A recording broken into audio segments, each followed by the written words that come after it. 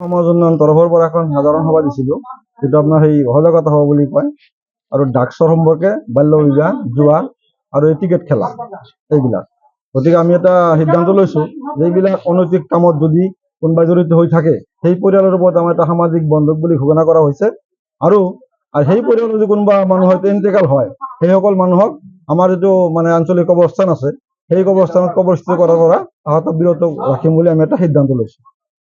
প্ৰশাসনৰ ফালৰ পৰা কোনো আৰু আমি প্ৰশাসনক বহুতবাৰ জনাইছো, আৰু এই যাতে আমাৰ এই প্ৰশাসনৰ তৰফৰ পৰা সেইসকল ব্যক্তিৰ ওপৰত এটা বিশেষ নজৰ ৰাখে আৰু বিহিত ব্যৱস্থা লয় বুলি এটা আশা ৰাখিছো আমি। প্লাস লগতে আমাৰ ভিডিবি তৰফৰ পৰা এটি সজাগতা সভা ইয়াতো অনুষ্ঠিত হল। এই সজাগতা সভাত মেইন কাৰ্যসূচী মতে আছিল ড্ৰাগছ। আমাৰ এই গাঁওখন কি ধৰণে বা আমাৰ এই সমাজখন কি ধৰণে ড্ৰাগছৰ পৰা আমি মুক্ত কৰিব পাৰি, তাৰ কাৰণে হয়তো বহুতো সিদ্ধান্ত লোৱা হল। এক নম্বৰত লোৱা হল যে ড্ৰাগছৰ লগত জড়িত থকা মানুহৰ ফেমিলি, তাৰমানে তাৰ ফেমিলিৰ এটা মানুহ এই আমাৰ কবৰস্থানত কবৰস্থ কৰা নহয়। আৰ তাৰ লগতে সেইটো ঘৰত আমাৰ এই মসজিদৰ ইমাম সাহেব সেইটো ঘৰত নিমন্ত্ৰণ দিলেও যাব নোৱাৰিব। এইখিনি আমাৰ এই আজি সভাত প্ৰস্তাৱ লোৱা হৈছে। তাৰমানে বাল্য বিবাহ বিৰুদ্ধেও কিছু কথা বাল্য বিবাহ বিৰুদ্ধে হৈছে, কিন্তু আমাৰ গাঁৱত এনেকুৱা বাল্য বিবাহ নাই। যদি হয়তো দুটা এটা আহে আমি মানা কৰি দিওঁ যে নাই, এতিয়া বিয়া সম্ভৱ নহয়, উপযুক্ত বয়স হলে বিয়া হ'ব, তাৰ আগতে বিয়া নহব। মদৰ লগত জড়িত, জোৱাৰ লগত জড়িত, এই এনডিকেৰ লগত জড়িত, বিভিন্ন কামৰ লগত জড়িত থকা সমূহত আপোনালোকে প্ৰস্তাৱ লৈছে।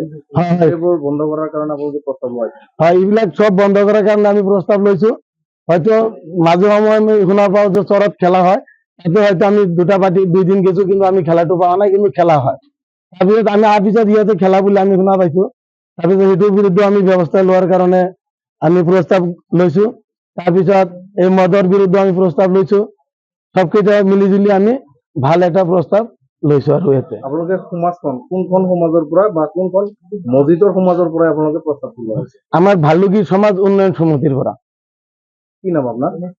মোৰ নাম মোহাম্মদ নুৰুল আমিন, প্ৰেসিডেন্ট। মই ভিডিবিৰ প্ৰেসিডেন্ট।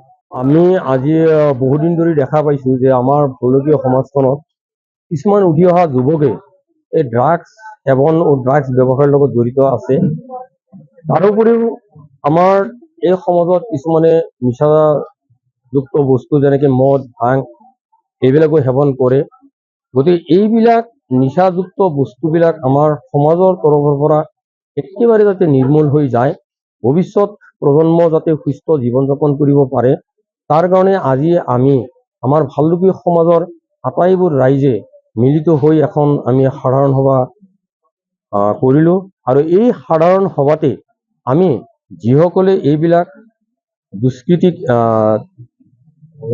কামৰ লগত জড়িত আছে বা নিচাযুক্ত বস্তুৰ লগত জড়িত আছে বা খায়, তেওঁলোকক আমি আজিৰ এই সভাৰ জৰিয়তে কিছুমান আমি নিয়ম বান্ধি দিছো বা নিয়ম আমি কৰিছো।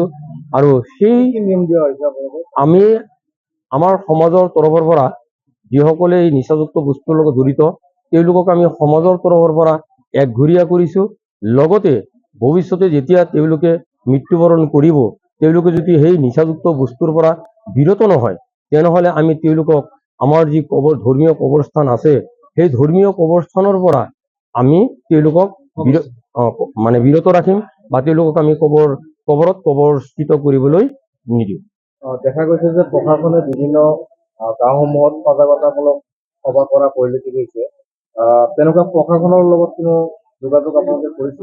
হয়, ইয়াৰ আগতে আমাৰ প্ৰশাসনৰ লগত বহুতো যোগাযোগ হৈছে। প্ৰশাসনৰ তৰফৰ পৰা বহুতো ব্যৱস্থা লৈছে, কিন্তু তৎসত্ত্বেও দেখা যায় যে কিছুমান ব্যক্তি আছে যিসকলে মানে প্ৰশাসন বা সমাজৰ মানুহৰ বা আমাৰ বিজেপি পাৰ্টিও আছে, তেওঁলোকক আওকাণ কৰি হলেও চুৰি মানে কায়ো যাতে নেদেখা কৰি হলেও ৰাতি বা 12টা 1টা বা 2টা বজাত হলেও এই বিজনেছ চলাই আছে বা তেওঁলোকে মানে নিচা সেৱন কৰি আছে। দেখা গৈছে যে জুৱা বা মদ বিভিন্ন কামৰ লগত জড়িত থকা ব্যক্তিসকলক তেওঁলোকে কবৰস্থান দিয়া বন্ধ কৰিব বুলি কি ক'ব ৰাইজক? কি আপোনাৰ সেইকাৰণে আমি আজি এই সভাৰ জৰিয়তে আমি আটাই ৰাইজে আমাৰ যিবিলাক সুপৰামৰ্শ দিলে, আৰু আমাৰ আটাই ৰাইজেই সকলোৱে মিলি জুলি এই আপোনাৰ নিচাযুক্ত বস্তুৰ পৰা যাতে আমি তেওঁলোকক মানে আঁতৰত ৰাখিব পাৰো, তাৰ কাৰণে সকলোৱে সজাগ হৈছে আৰু একতাবদ্ধ হৈ আটাইয়ে তেওঁলোকক ইয়াৰ পৰা বিৰত ৰখাৰ কাৰণে আপ্ৰাণ চেষ্টা কৰিব। আমি দেখা পালো যে সভাত মানে জুৱাৰ বিৰুদ্ধে কিছুমান মন্তব্য কৰা পৰিলক্ষিত হৈছে আৰু বিশেষকৈ দেখা পাইছো যে ভালুকি গাঁৱতো জুৱা চলা পৰিলক্ষিত হৈছে। তেওঁৰ লগত কি নাই, আমি হয়তো ইতিমধ্যে আমি গম পাইছো যে আমাৰ যি মানে ভালুকি চৰ যিটো আছে, সেই চৰত হেনো জুৱা খেলে। গতিকে সেই বিষয়ে আমি অলপ সিদ্ধান্ত লৈছো যাতে তেওঁলোকে আৰু ভৱিষ্যতে আৰু এই ৰাস্তাত নাথাকে। কাৰ নেতৃত্বত জুৱাখিনি চলে? সেইটো নেতৃত্বটো মানে সেনেকে আমি খাটাং ক'ব নোৱাৰো, আমি ইমান দূৰ নাজানো। ইয়াৰ লগত প্ৰশাসন জড়িত আছে বুলি নাই, ইয়াৰ লগত প্ৰশাসন জড়িত থকা বুলি আমাৰ মানে সন্দেহ নহয়, কাৰণ প্ৰশাসন তৰফৰ পৰাও এইবিলাক বন্ধ কৰাৰ কাৰণে প্ৰয়াস কৰি আছে। আমি লুকাই লুকাই খেলি আছে, কিন্তু যেতিয়া আমি ৰাইজে তেতিয়া মানে চাবলৈ যাওঁ তেতিয়া হয়তো তেওঁলোকক আমি দেখা নাপাওঁ। গতিকে মানে এইটো আমি এতিয়া প্ৰশাসন আৰু আমাৰ সাধাৰণ ৰাইজে মিলি-জুলি আমি আৰু চেষ্টা কৰিম। লগতে আমাৰ সমাজৰ যিবিলাক নিয়ম আমি বান্ধি দিছো, সেই সমাজৰ নিয়মবিলাক আমি যদি তেওঁলোকে সেইবিলাক ৰাস্তা এৰি নিদিয়ে, তেনেহ'লে তেওঁলোকৰ ওপৰতো এইবিলাক নিয়ম আমাৰ প্ৰযোজ্য হ'ব। দেখা গৈছে যে মছজিদৰ যিসকল ইমাম আছে বা তেওঁলোককো মানে নিমন্ত্ৰণত বাধা আৰোপ কৰা হৈছে। হয়, তাৰমানে যদি মানে যিসকলে এই ড্ৰাগছৰ লগত জড়িত বা মদ খোৱাৰ লগত জড়িত বা জুৱা খেলাৰ লগত জড়িত, তেওঁলোকে যদি আমাৰ এই সমাজৰ ৰীতি নীতিত নাথাকে, তেতিয়াহ'লে আমি তেওঁলোকক কি কৈছো যে তেওঁলোকক আমি এটা সময়সীমা বান্ধি দিছো যে এই 7 দিনৰ ভিতৰত যদি তেওঁলোকৰ ৰিপৰ্ট আমি ভাল পাওঁ যে তেওঁলোকে সকলো এৰি দিছে, তেতিয়াহ'লে আমাৰ এই নিয়ম প্ৰযোজ্য নহ'ব। আৰু যদি তেওঁলোকে এই 7 দিনৰ ভিতৰত যদি তেওঁলোকে মানে সেইবিলাক কাম চলাইয়ে থাকে ইয়াৰ পিছতো, তেতিয়া আমি তেওঁলোকক একঘৰীয়া কৰিছো। আৰু একঘৰীয়া কৰাৰ কাৰণে তাতে আমাৰ সমাজৰ কোনো মানুহ, লগতে আমাৰ সমাজৰ যে ইমাম বা আলিমসকল আছে, তেওঁলোকৰ লগত সম্পৰ্ক ৰাখিব নোৱাৰে। যিকোনো খবৰৰ বাবে যোগাযোগ কৰক 7099017330 লগতে 7099017110 নম্বৰত।